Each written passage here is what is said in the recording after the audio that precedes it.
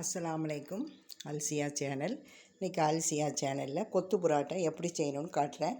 ஒரு 5 புரோட்டா அதை பொடியாக பிச்சு வச்சுக்கிட்டேன். 2 பச்சை மிளகா, மல்லி புதினா பொடியாக நறுக்கியது, இஞ்சி பூண்டு பேஸ்ட்டு, ஏலம், கிராம்பு, பட்டை இவ்வளோ வச்சு நல்லா அன்னாசி பூ வச்சு ஒரு தட்டுக்கல்லில் வச்சு நல்லா தட்டிடணும். அந்த தட்டுக்கல்லில் வச்சு நல்லா பொடி பண்ணி வச்சுக்கிடணும். 2 தக்காளி பழம், 3 பல்லாரி, தேவையான அளவு கருவேப்பிலை, இஞ்சி பூண்டு பேஸ்ட்டு, வத்தல் பொடி, 2 முட்டை, பெப்பர் பொடி, தாளிப்பதற்கு தேங்காய் எண்ணெய். இப்போ நம்ம இந்த முட்டையை நல்லா அடிச்சுட்டு இதில் பெப்பர் பொடியை போட்டுறணும். இப்போ அடுப்பை பற்ற வச்சிடும். அடுப்பு பற்றியாச்சு. இப்போ தேவையான அளவு தேங்காய் எண்ணெய் விடணும். காரம் உங்கள் தேவைக்கேற்ப போடுங்க. கொஞ்சம் கரம் மசாலா பொடி இவ்வளோ அளவு போதும். 5 கொத்து புரோட்டாவுக்கு இவ்வளோகான் போதும். இதையும் இந்த பல்லாரியோடு தட்டிட்டேன். இந்த கரம் மசாலா பொடியை 1/2 ஸ்பூன் கரம் மசாலா பொடி காஞ்சிட்டு தாச்சி, தேவையான அளவு தேங்காய் எண்ணெய், குழிக்கரண்டிக்கு 1 கரண்டி தேங்காய் எண்ணெய் விடுங்க. ஏற்கனவே புரோட்டாவில் உப்பு இருக்குது, அதனால் கொஞ்சமாக உப்பு போட்டால் போதும், நிறைய போடாதீங்க, பார்த்துட்டு போடுங்க. அதே மாதிரி காரப்பொடி உங்கள் தேவைக்கு ஏற்ப நீங்கள் போட்டுக்கிடுங்க. நான் 2 பச்சை மிளகாயும் 1 ஸ்பூனு இது தான் போடுவேன். எண்ணெய் காஞ்சிட்டு கருவேப்பிலை, பட்டை, ஏலம், கிராம்பு பொடி பண்ணி வச்சது, பல்லாரி கொஞ்சம் போட்டு, பாதி பல்லாரியே போடணும். போட்டு கொஞ்சம் வதக்கிட்டு இஞ்சி பூண்டு பேஸ்ட்டை போட்டு மீதி பல்லாரி போடணும்.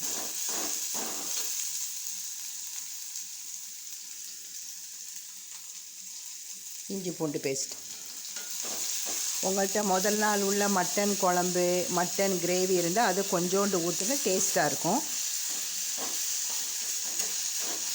கோழி, சிக்கன் கிரேவி இருந்தால் கூட போடலாம். இப்போ நம்ம நறுக்கிய தக்காளி பழமும் பல்லாரியும் போட்டு நல்லா வதக்கணும். உப்பு போடணும்.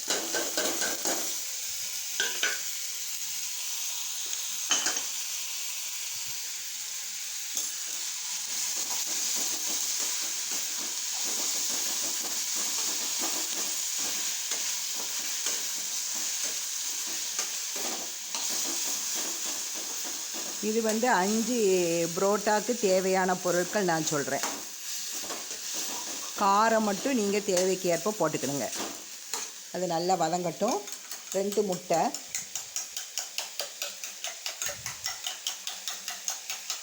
இதில் 1/2 ஸ்பூன் பெப்பர் போட்டு நல்லா கலக்கணும்.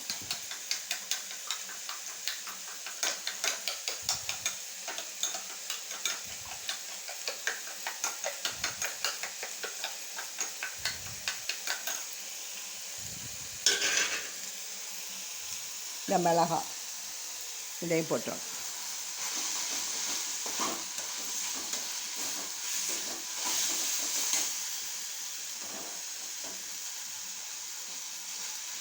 இப்போ இதில் தட்டின தண்ணி கொஞ்சோண்டு, ரொம்ப இல்லை, கொஞ்சோண்டு.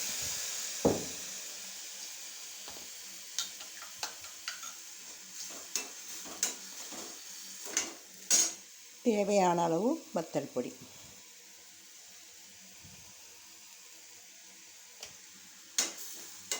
வெங்காயம் நல்லா பாதியாக வதங்கி வரும்போது முட்டையை ஊற்றணும். முட்டையை ஊற்றி ஒரு 2 நிமிஷத்தில் பொடியாக நறுக்கிய இந்த புரோட்டாவை போடணும்.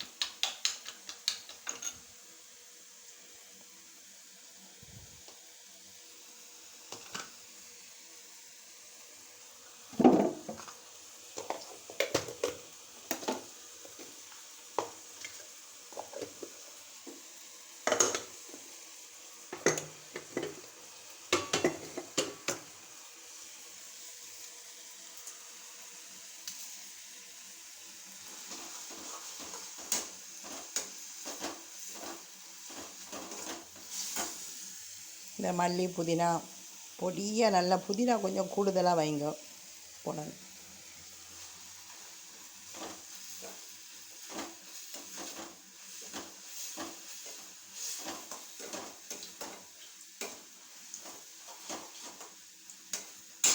இப்போ வந்து நம்ம ஏற்கனவே அடித்து வைத்த 2 முட்டை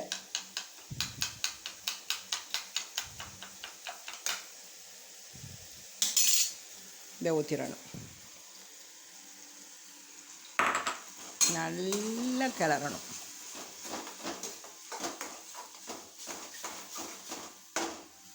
ரெண்டு நிமிஷம் நன்றாக கிளறணும்.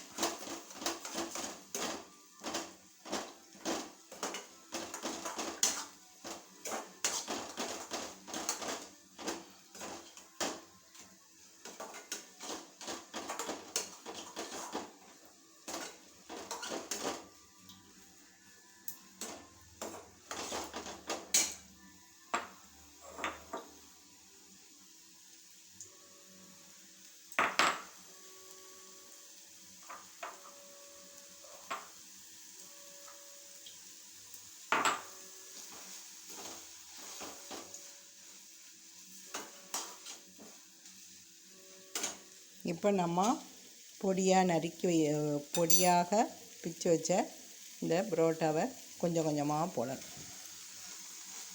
அடுப்பை சிம்மில் வச்சுக்கிடுங்க.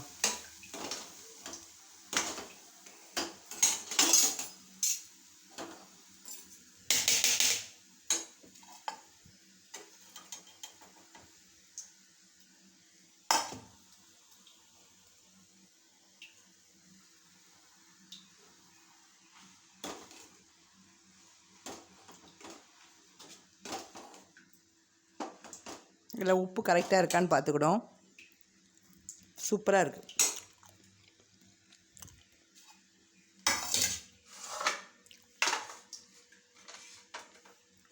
முதல் நாளே புரோட்டா போட்டு நீங்கள் அப்படி ஒரு இதில் வச்சு துணியை வச்சு மூடி வச்சுருங்க. மறுநாள் காலையில் குழந்தைகளுக்கு ஸ்கூலுக்கு ஸ்நாக்ஸ் பாக்ஸில் வச்சு கொடுக்கலாம்.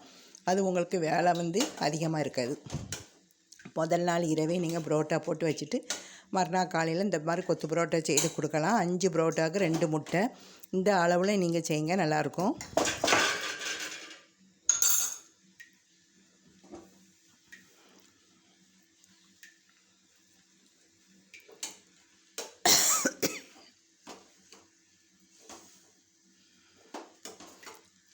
அடுப்பை ஆஃப் பண்ணியாச்சு.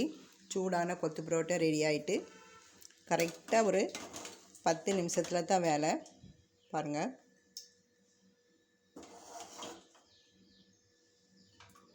புதினா வந்து ஒரு கைப்பிடி அளவு போடுங்க. பொடியை நறுக்கி போடுங்க. அது நல்லா மணக்கும் இந்த புரோட்டாக்கு, கொத்து புரோட்டாக்கு.